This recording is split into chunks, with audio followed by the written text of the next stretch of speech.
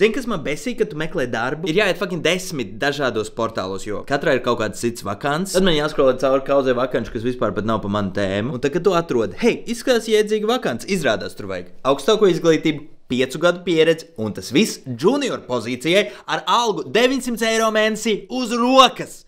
ZP jau.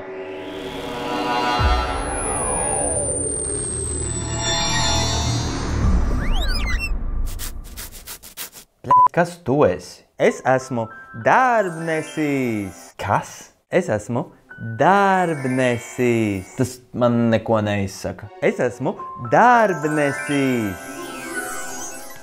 AI algoritms, kurš ievadot tavas vēlmes un prasmes, atradīs tev labākos piedāvājumus no vairāk nekā 10 000 vakancēm. Tad tu esi kaut kāds AI sūds. Jā, bet labais AI, nevis tas bullshit AI. Ok, bet tu vari atrisināt to, ka visur prasa augstāko izglītību un daudz gadu pieredzi, bet alga ir 900 eiro uz rokas? Nē. Ok.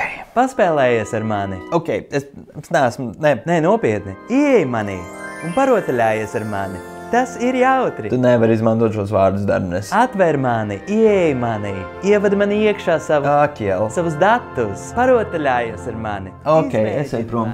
Pamēģini, aiziet.